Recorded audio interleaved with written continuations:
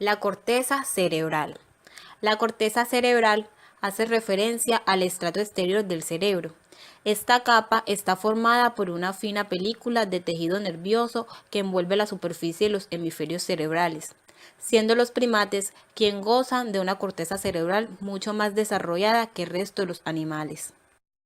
Gracias al correcto funcionamiento de la corteza cerebral, los humanos tenemos la capacidad de percibir aquello que nos ocurre y rodea, así como de imaginar, pensar, tener la capacidad de juicio y decisión, y finalmente la capacidad de entender y producir el lenguaje. A pesar de que, como se explica anteriormente, la corteza cerebral es una fina capa de neuronas y conexiones neuronales. Esta no es homogénea, ya que está formada por 6 capas de células y cada una de ellas con unas funciones concretas y específicas. Si nos basamos tanto en la perspectiva estructural como filogenética de la corteza cerebral, se pueden diferenciar 3 clases de corteza cerebral. Estas son las siguientes. La isocorteza o neocorteza es la última en aparecer en la evolución del cerebro. Es la encargada de los procesos de raciocinio. Es, por decirlo así, la parte del cerebro consciente.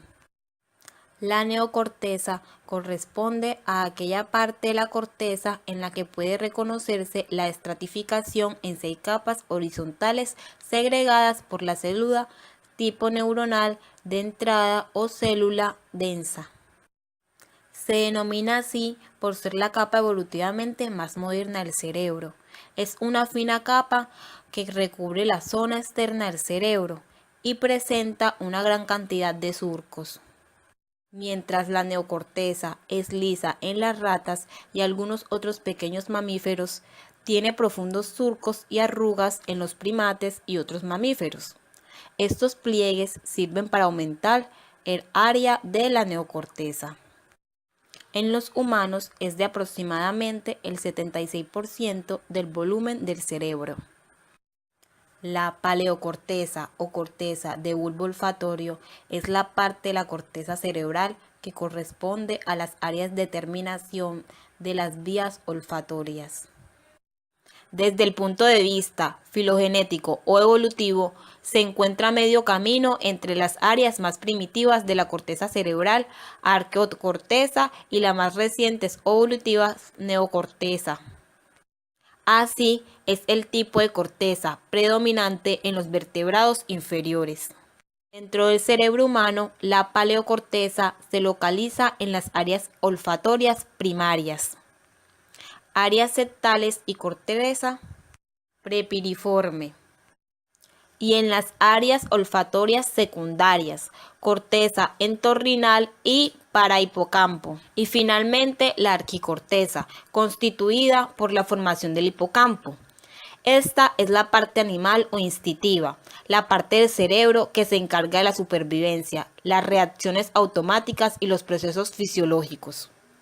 Una de las 2 estructuras del encéfalo que forman la aleocorteza junto a la paleocorteza o corteza olfatoria, sumando un 10% de la corteza cerebral. La arquicorteza también es conocida como corteza del lóbulo límbico, por ser esta su principal estructura y recibe su nombre por considerarse evolutivamente la parte más antigua de la corteza cerebral. Su función está relacionada con aspectos primitivos del hombre, como la memoria y las emociones.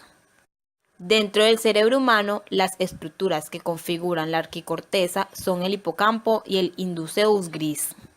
Las neuronas.